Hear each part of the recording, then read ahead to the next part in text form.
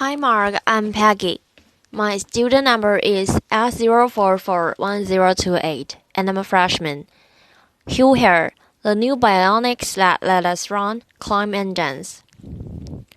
Looking deeply inside nature, through the magnifying glass of science, designers extract principles, processes, and materials that are forming the very basis of design methodology.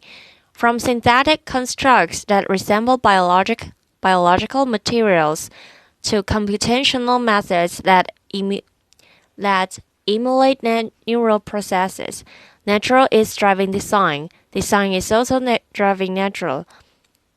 In realms of genetics, regenerative medicine, and synthetic biology, designers are growing novel technologies, not futurism, or anticipated by nature.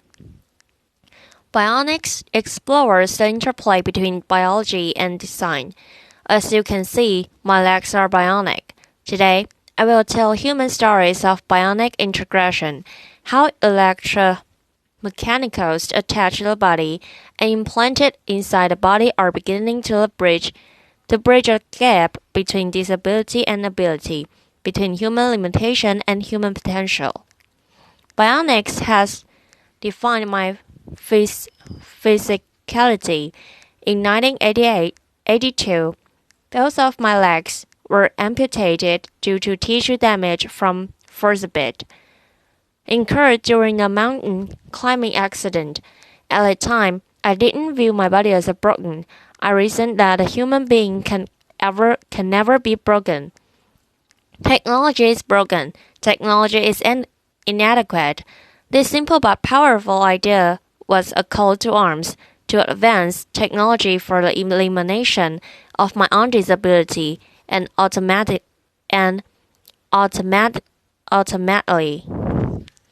the disability of others. I began by developing specialized limbs that allowed me to return the vertical world of rock and ice climbing.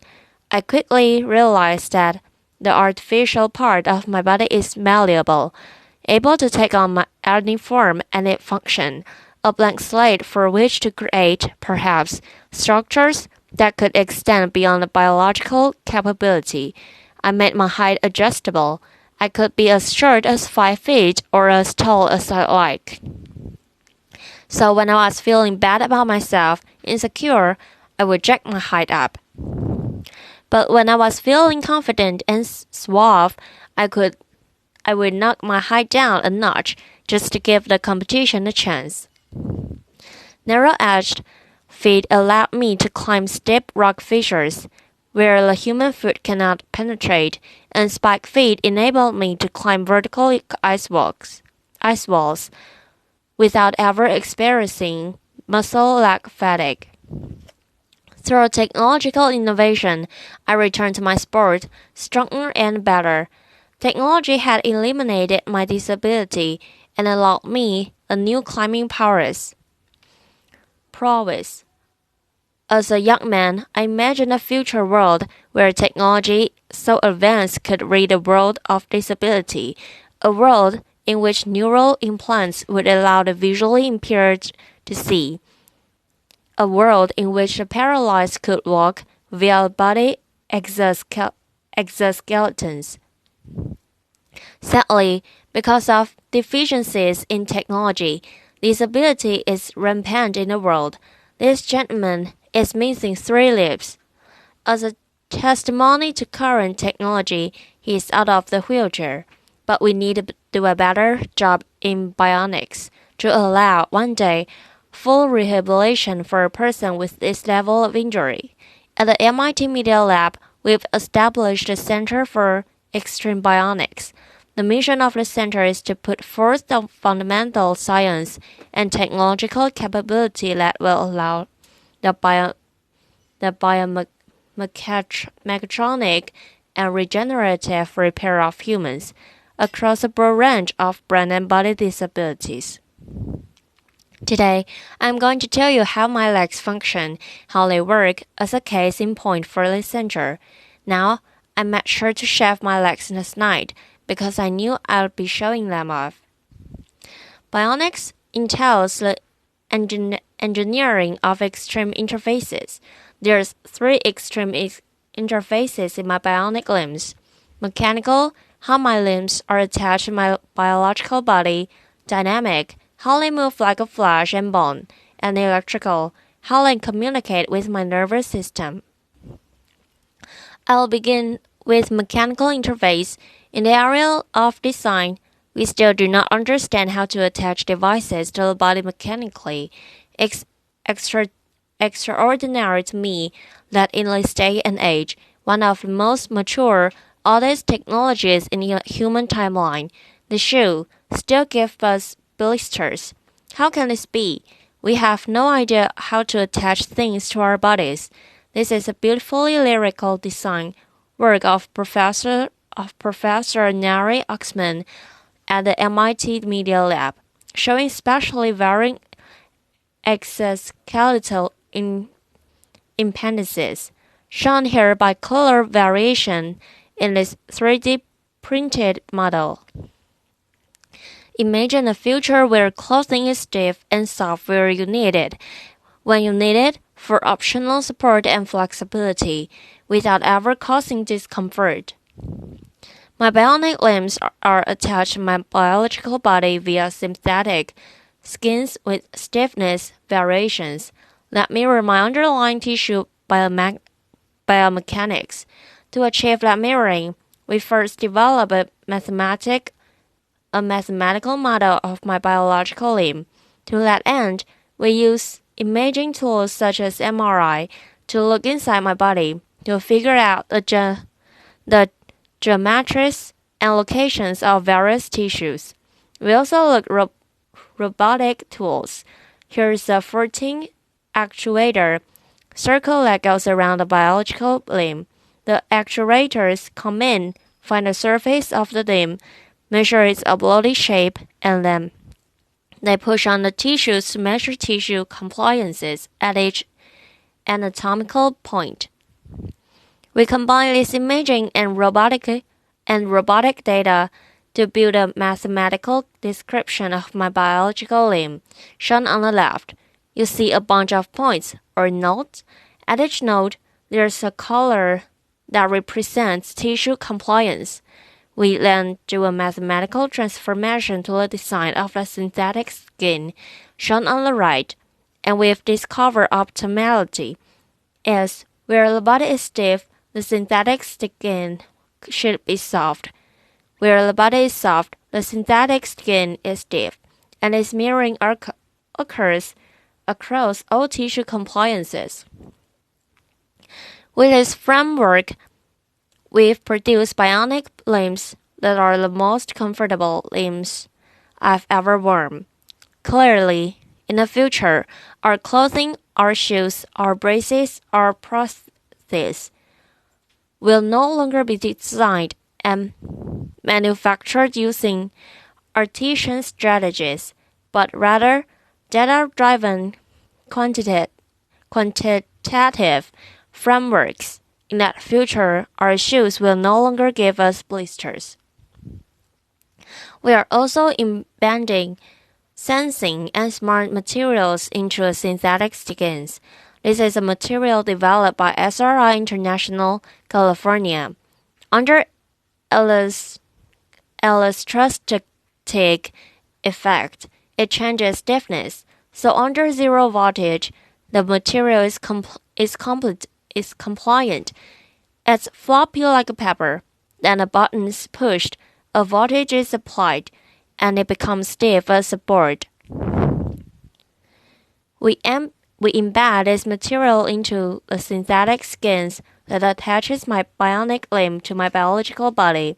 When I walk there, it's no voltage. My interface is soft and compliant.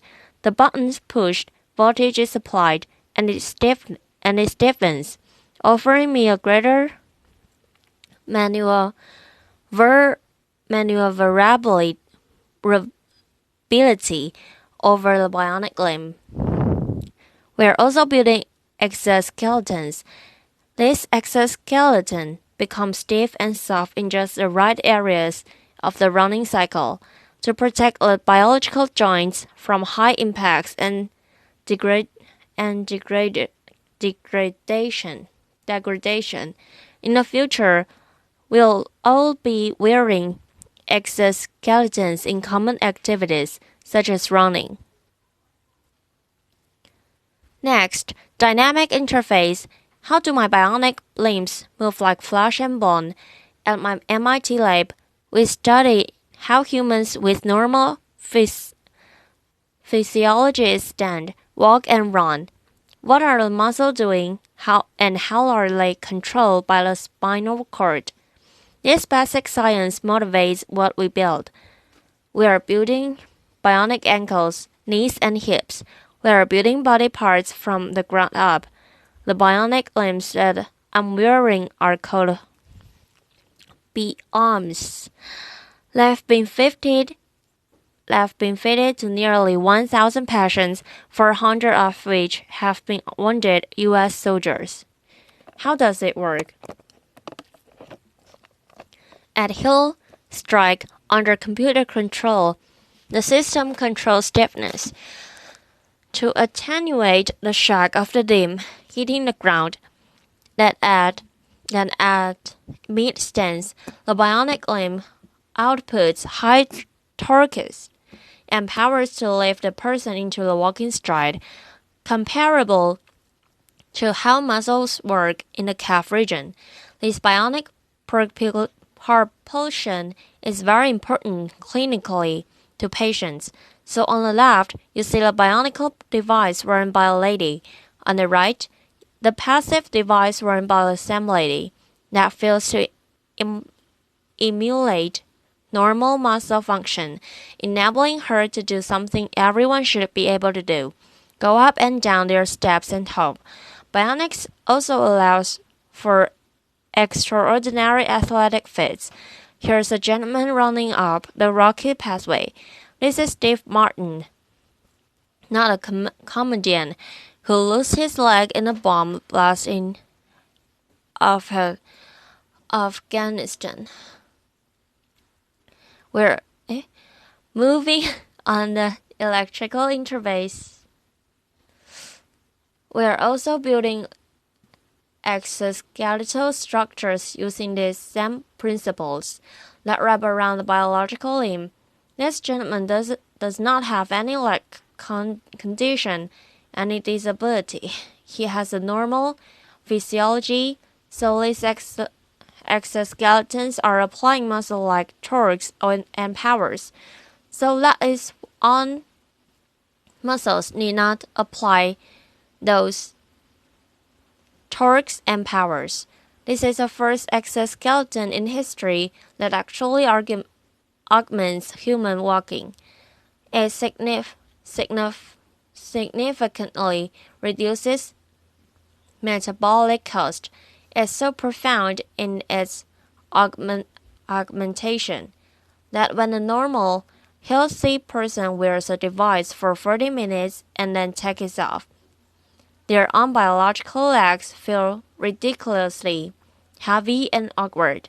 We are beginning the age in which machines attached to our bodies will make us stronger and faster and more efficient.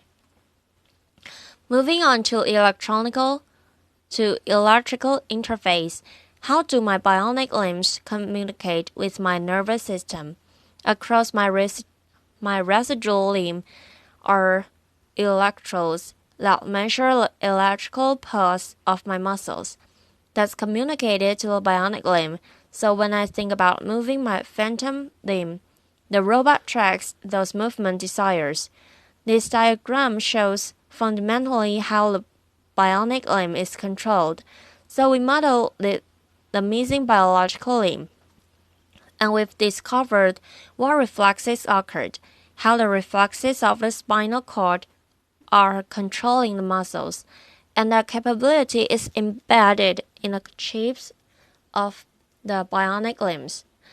What we've done then is we modulate the sensitivity of the reflex, the modeled spinal reflex. with a neural signal. So when I relax my muscles in my residual limb, I get very torque and power. But the more I fire my muscles, the more torque I get, and I can even run. And that was the first demonstration of a running gait under neural command. Feels great. We want to go a step further.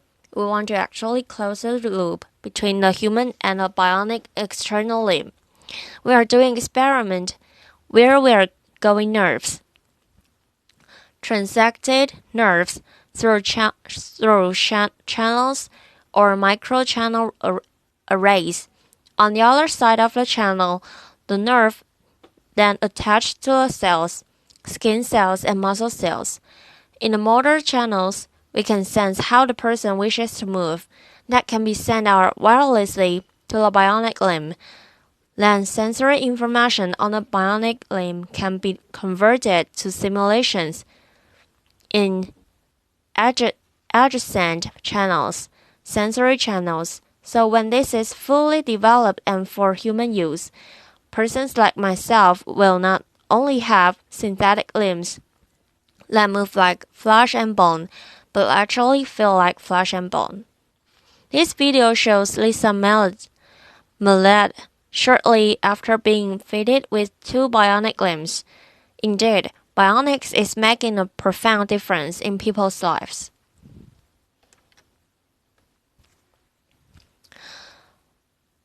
Oh my god! Oh my god, I can't believe it! It's just like I've got a real leg. Now, don't start running. Now turn around and do the same thing walking up, but get on your heel to toe, like you would normally just walk on level ground. Try to work right up the hill. Oh my god, is it pushing you up? Yes, I can't even describe it. It's pushing you right up. Next week, I'm visiting the center. Thank you. Thank you. Thank you. Next week, I'm visiting the Center for Medicare and Medicaid Services, and I'm going to try to convince CMS to grant appropriate code, language, and pricing, so this technology can be made available to the patients that need it. Thank you. It's not well appreciated, but over half of the world's population suffers from some form of cognitive, emotional, sensory, or motor condition, and because of poor technology, too often, conditions result in disability and a poorer quality of life. Basic levels of physiological function should be a part of our human rights. Every person should have the right to live life without disability if they so choose. The right to live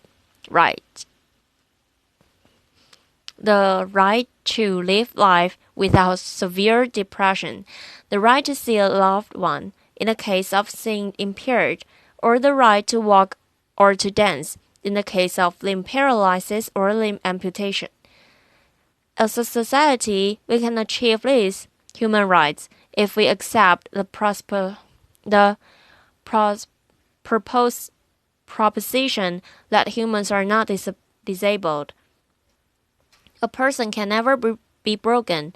Our built environment or our technologies are broken and disabled. We, the people, need not accept our limitations, but can transcend disabilities through technological innovation. Indeed, through fundamental advances in bionics in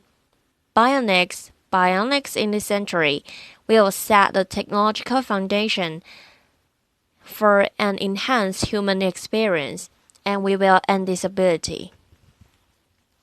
I'd like to finish up with one more story, a beautiful story, the story of Adrienne Hesse Davis. Adrienne lost her left leg in a Boston terrorist attack. I met Adrienne with his photo was taken and Spalding Rehabilitation Hospital. Adrienne is a dancer, a ballroom dancer. Adrian breathes and lives dance. It is her expression. It is her art form. Naturally, when she lost her limb in the Boston terrorist attack, she wanted to return to the dance floor. After meeting her and driving home in my car, I thought, I'm an MIT professor. I have resources. Let's build her bionic limb to enable her to go back for her life of dance. I brought in MIT scientists with expertise in prosthetics, robotics, machine learning, and biomechanics. And over a 200-day research period, we studied dance. We brought in dancers with biological limbs, and we studied how they move, what forces them apply on the dance floor, and we took those data and we put forth fundamental principles of dance, reflexive dance capability, and we embedded that intelligence into a bionic limb. Bionics is not only about making people stronger and faster. Our expression, our humanity can be embedded into electromechanics. It was 3.5 seconds between the bomb blasts in the Boston terrorist attack. In 3.5 seconds, the criminals and cowards took Adrian off the dance floor. In 200 days, we put her back. We will not be intimidated, brought down, diminished, conquered, or stopped by acts of violence. Ladies and gentlemen, please allow me to introduce Adrian Hester Davis, her first performance since the attack. She's dancing with Christian Lautner. Ladies and gentlemen, members of the research team, Elliot Rose and Nansen Villager Kresge.